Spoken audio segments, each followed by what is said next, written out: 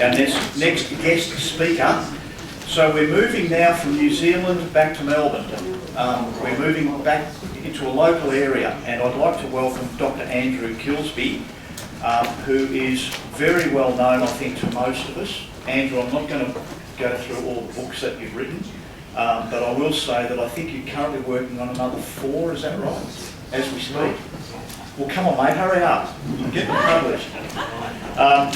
Andrew today is going to speak to us about a situation which I've never heard of, quite frankly, so I'm really looking forward to today. And I think most of us who are from Melbourne will know the area that he's talking about, that being Oakleigh. I'll hand over. Thanks, Andrew.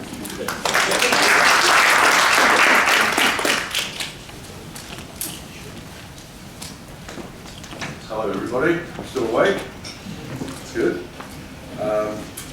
1888 was a particularly busy year in the life of the nascent militia forces in Victoria.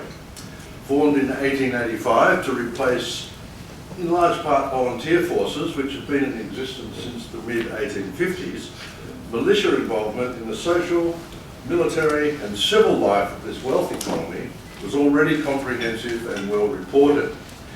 In 1888, in addition to the traditional 4-day Easter camp, the review on the occasion of Queen Victoria's birthday, engagement in the Victorian Rifle Association matches, and acting as guards and escorts for such duties as the opening of Victoria's Parliament, the militia also became involved in the major centenary 1888 exhibition in Melbourne. All of this on top of individual unit training, social events for the small permanent staff and militia officers. In November of each year, on the occasion of the Prince of Wales' birthday, the militia would hold a complex 1-day training exercise to test themselves in a sham fight. Not quite New Zealand, but pretty close. This tested the operational skills and leadership of units and officers alike. So in November 1888, the exercise was centred on the village of Oakleigh, established in 1853 and located 19 kilometres southeast of Melbourne. Now, Oakleigh is literally 10 k's that way, or less than 10 k's that way. Now, this, as you know, you heard from previous speakers, the state government was parsimonious. Well, it wasn't the state government, the colonial government was parsimonious, hence the Great Map. Those, we heard about Western Port from the Navy before, and where that, what did I just do? It'll come back. There we go, thank you. Western Port Bay, Port Phillip Bay is right over on the other side, Melbourne at the top. The idea of a raider or an enemy arriving in Western Port Bay and going overland through Frankston, Audialic and Oakleigh up to Melbourne, or along the coast track through Brighton, the village of Brighton on the side, was part of the thinking as the defences of Port Phillip Bay got stronger and stronger each year. And it became virtually, well, it was a pretty tough call for anyone to think they could force the heads in Port Phillip Bay by 1888. Now, Langwarrin, which you'll see in just at the bottom part of there in brackets, that became the training centre for the militia on the Mornington Peninsula, and they started to do their Easter camps there at Langwarrin. In fact, rather self-consciously, Langwarrin would later become known as Australia's Aldershot. Not quite.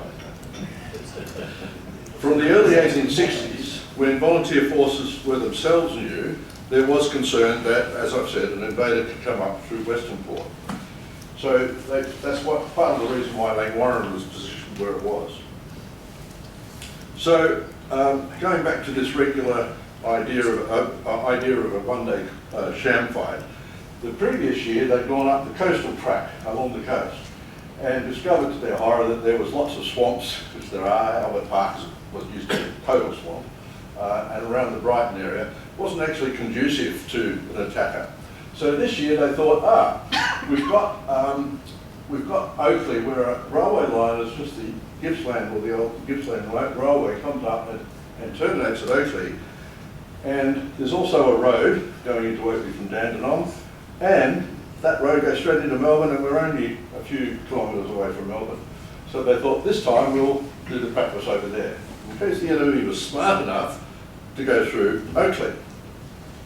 Now, it was interesting that a couple of weeks before this exercise, the international cables running through from Darwin to Batavia and back to Europe, inexplicably and for no apparent reason, got cut off. Well, the Navy was called out, the forts were manned, the militia were called on alert, and it turned out to be a volcano. But it was good background for this exercise. So the battlefield, Oakleigh, the little village of Oakleigh, running this exercise up through, up to the railway station and trying to capture the railway station. The boundaries of the manoeuvres were narrowly constrained, and I think here I might shift to another map. 4th Division map. Now, I found this in the National Archives. The 4th Division didn't get formed until in Egypt, early 1916, right? So where this map came from or what it was doing, I don't know, but it's a better map than the one that Parsimonious colonial government drew. So if you imagine Melbourne's over there, and we come up here to Dandenong.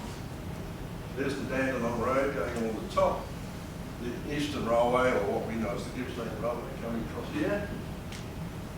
And then right up in here is the railway station at Oakleigh. And cutting across both the road and the railway is Clayton Road. Now if I can just find Clayton Road, there's Tory Course. I think it's one of these.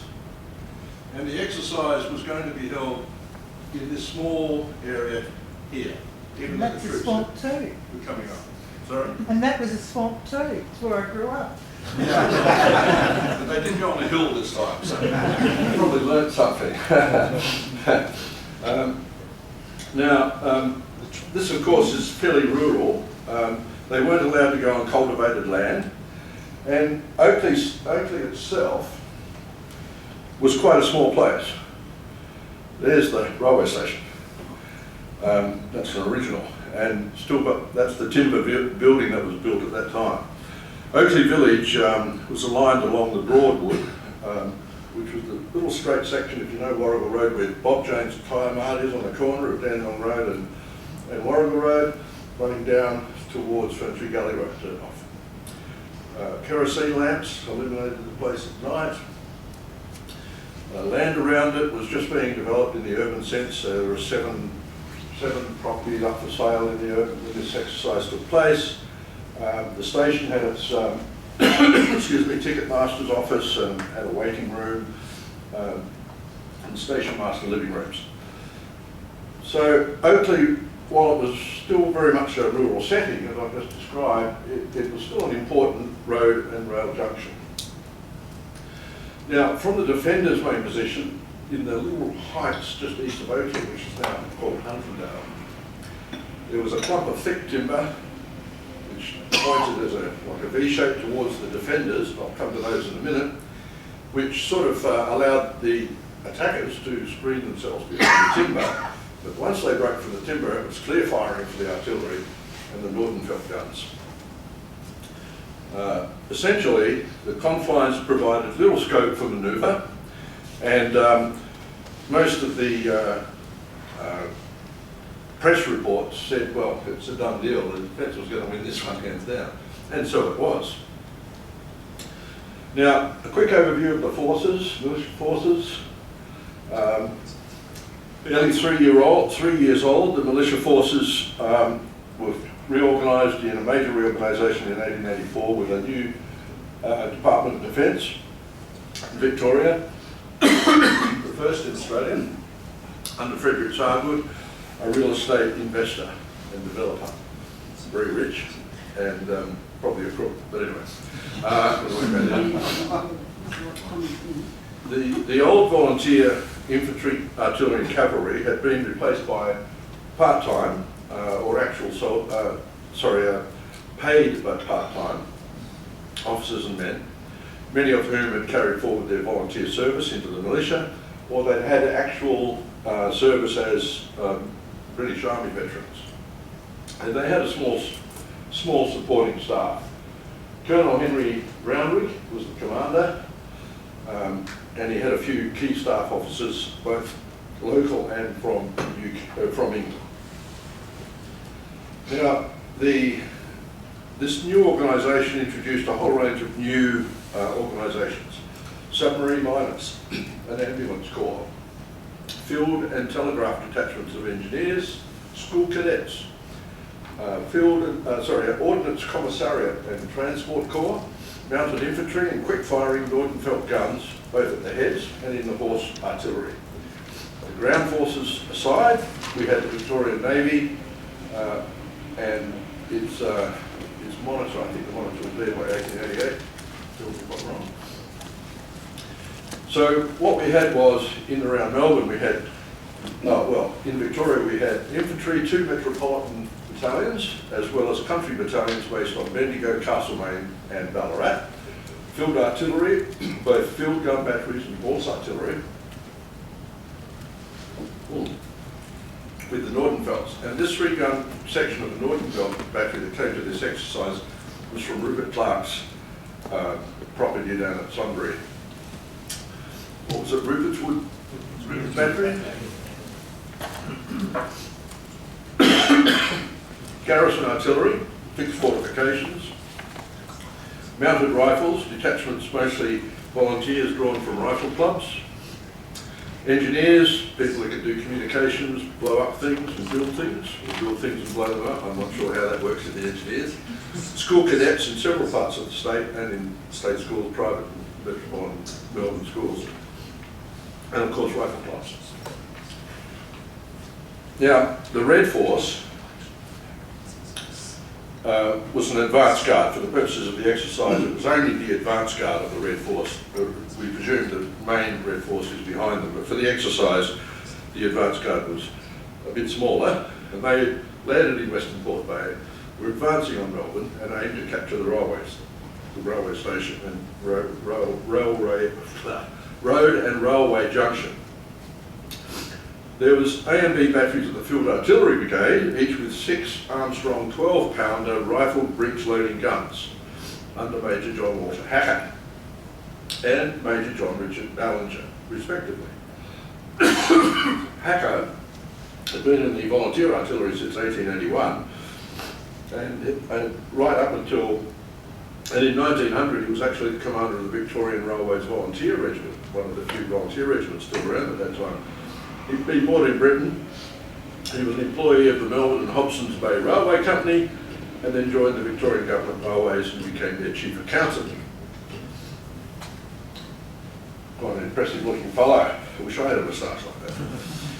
Ballinger, who was a fireman actually, and a member of the Metropolitan Fire Brigade Board, was also a brewer for more than 20 years at Carlton United Brewery. He managed the Yorkshire Brewery at Abbotsford and was licensee of the Austral Hotel in Melbourne. He was a well-known yachtsman. I'll give you these little vignettes of these people, you'll get to see what an interesting bunch they were. On the infantry side, the Red Force commander was Lieutenant Colonel Templeton. I love these names. Major Robert Robertson. So does his son become Major Robertson's Robertson? I get one. The Victorian Rifles, under 2 majors, Robertson was one, and they came along also with the bulk of the Ambulance Corps. The Ambulance Corps, another play on words here, established in 1886, had a Surgeon Major and it had a Sergeant Major. Can you imagine the confusion? I want the Sergeant Major. Yes, sir. Oh, you mean the Sergeant? No. Crazy. And the Sergeant Compounder, whatever that means. Now, Templeton was a very interesting chap. I've done there's been a biography written on him in the Australian biographical records. Born in Scotland, he became the president of the National Mutual Life Association He was a big cheese in insurance. He died in 1908, but he joined the Volunteers back in 1864. He was a member of the Victorian Council of Defence, 1883-1897, and was chairman of the Victorian Rifle Association from 1882 to 1905, during which time he led the Victorian rifle team to Bisley in 1897, which won the Collar Cup, which was the great thing for the Empire clothing trips. Excuse me. Haven't quite killed that cold yet. Okay. Blue Force Commander, a name probably many of you know, Lieutenant Colonel Thomas Caradoc, or Tom Price, with Major Ernest Frederick Rhodes of the Royal Engineers as his staff officer. Now Price, as you know, commanded the Victorian Mounted Rifles, commanded the Victorian Rifle Volunteers, or what was called the Victorian Rangers. He'd been born in Tasmania. I hope I'm going to get through this presentation. He'd been born in Tasmania, but his father was superintendent of convicts in Victoria, and he was murdered by the convicts down at Port Phillip Bay. Price went off to England, ended up in the Indian Army, and retired to Victoria. They promptly pulled him out of retirement, and he became Mounted Rifles guru. Aim low and take them out or something when the maritime strike was on. He'd later take a contingent of Mounted Rifles to South Africa during the Boer War, and was later Commandant of Queensland. Now I don't know if anyone would recognise the name of Rhodes, commander of the engineers in Victoria. He was seconded to Victoria on posting, and his brother was none less than Cecil John Rhodes, the mining magnate and imperialist of African and Oxford University fame. I think it's Oxford. So when it was known that the Red Force was coming up, Blue Force sent off some mounted infantry to check them out and see what was going on. And Blue Force, they were much stronger. They had a detachment of the Nordenfelts battery under Captain Frederick Godfrey Hughes.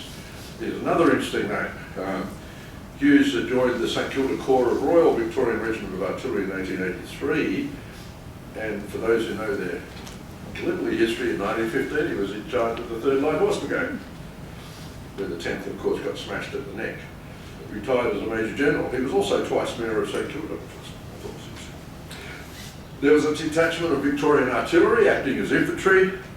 There was Sea Battery, field artillery, under Captain Rupert Turner, Havelock Clark. Clark family, Sunbury, Banch, rich squatters, paid for their own artillery batteries. In the absence, due to illness, of Major Nicholas William Kelly. Now Kelly's another interesting fellow. Although he wasn't at this exercise, Kelly went on to be a contingent commander in the Boer War, and he was team captain of the Victorian rifle shooting team that went to Bisley in 1897. There was a Field and Telegraph Company of Engineers under Captain Robert Lyle Strawn Amos. Now the Amos family owned Churchill Island, way down at Phillip Island. They owned that from 1872 to 1929. And Amos was one of his father was one of the businessmen who fated the crew of the Shenandoah, the Confederate raider that came to Melbourne in 1865. And afterwards, Churchill Island appeared with a cannon in it. And the son always said that this came from the Shenandoah. There was a Mounted Rifles detachment and a battalion of senior cadets. Now, cadets was pretty new. We don't know which schools they came from, but there was a cadet corps in Dandenong State School from 1885, and another one at the Oakleigh State School in 1886. Okay. Medical.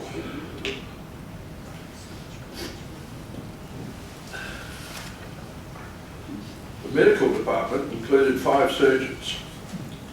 One of them was Surgeon Major Charles Snodgrass Ryan, and a surgeon from the Dandenong Mounted Rifles Medical Department.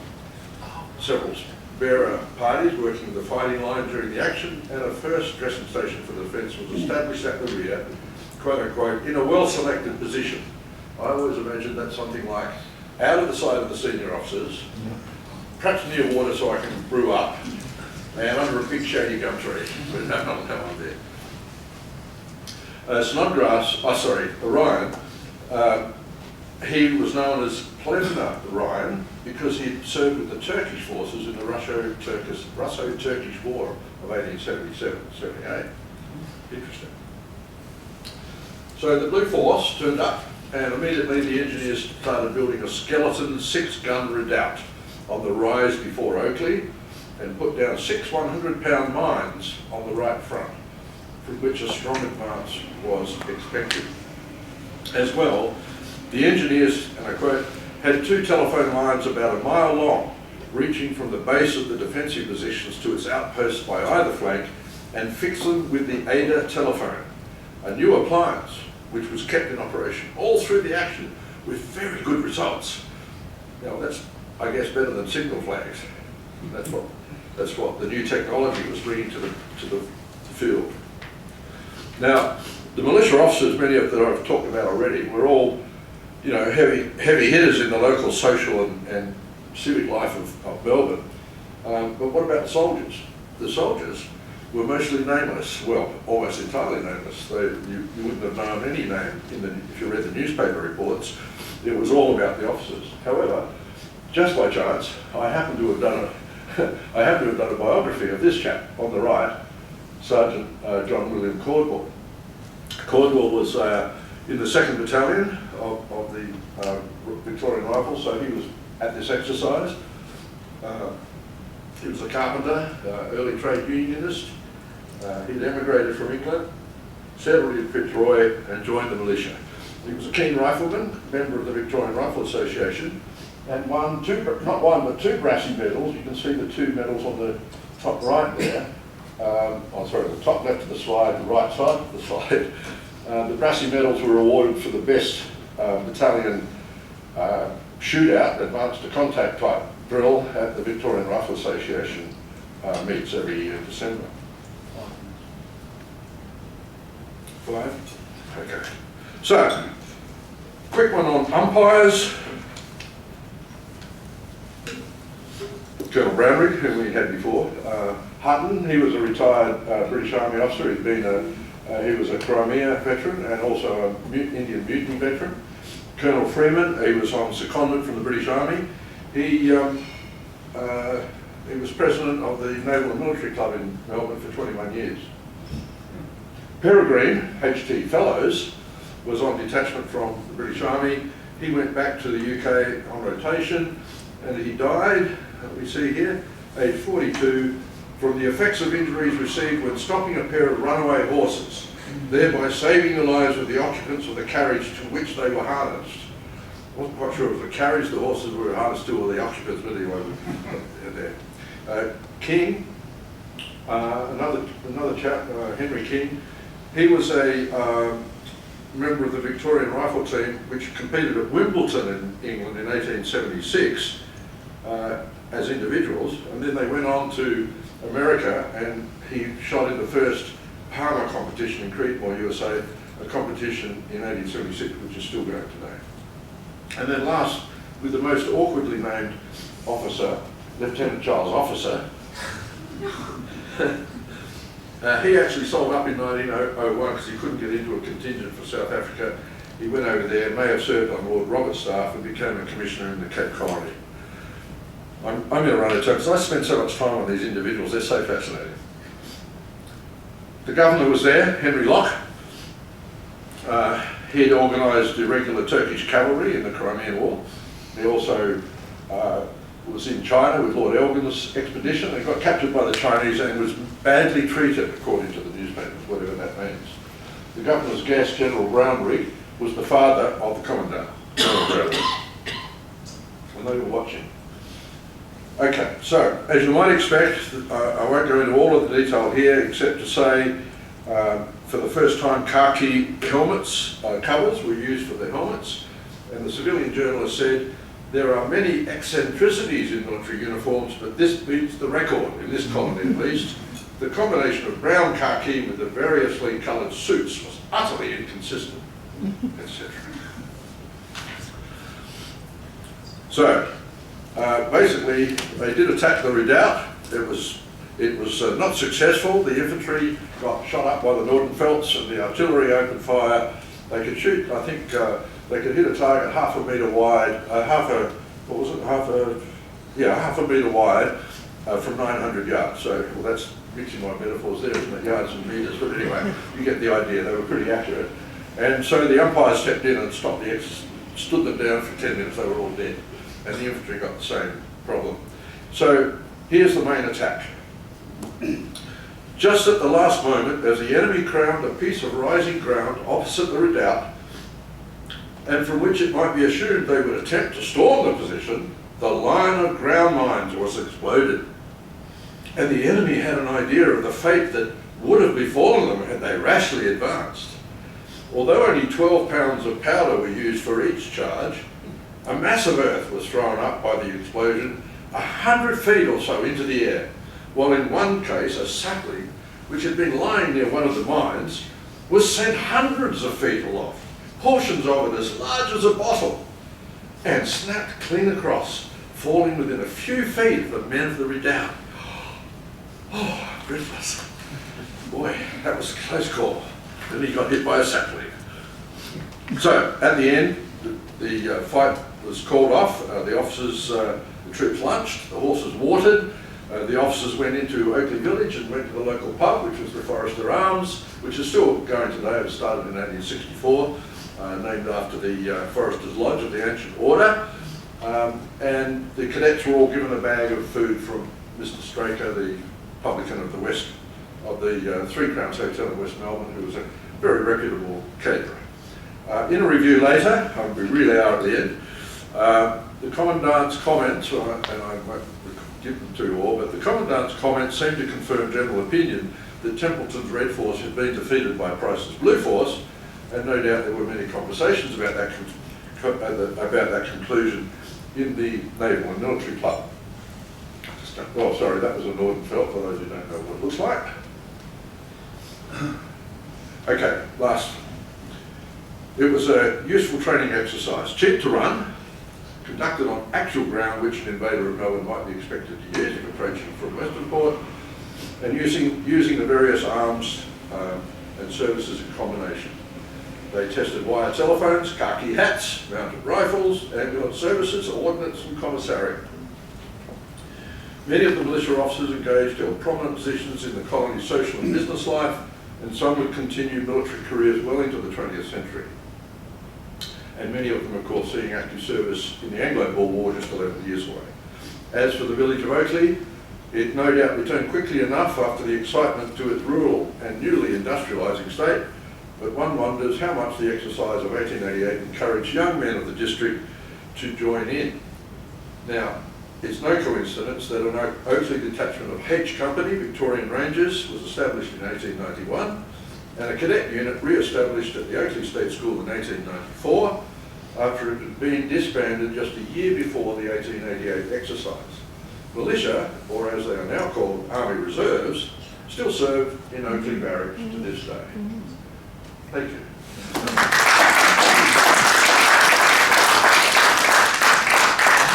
I might add that the Lee Medford, although the British Army got it in 1889, we didn't really get it until 10 years later, really.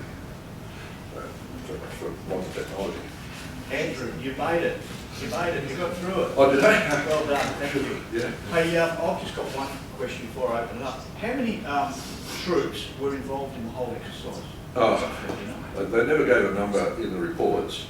And the battalion, in fact, Colonel Brownrigg in his report at the review afterwards, and his comment said the ambulance corps was very smart, but the numbers were disappointing. So I get the idea that they weren't at full strength. And moreover, on the 6th of November, just 2 days before the exercise, they had the Melbourne Cup. And that was the centenary Melbourne Cup, so it was a big deal. So I think most of Collingwood, Fitzroy, Carlton, where a lot of the soldiers came from, they were still recovering, as well as the public. So I can't really give you a specific answer on that. But it wasn't, we're talking hundreds rather than thousands. Let's put it that way. Okay, we've got time for a couple of quick questions. Yes, thank you. In your research, did you come across essays that had been written prior to this in the era of the volunteers. There was an essay competition about an attack on Melbourne from Western Port that I've read about, you know, who won it and that sort of thing. But I don't know where to find, you know, can you find the essays? Have you come across them? No, but we can talk in the break about that, because I probably could give you some pointers on where to go. Yeah.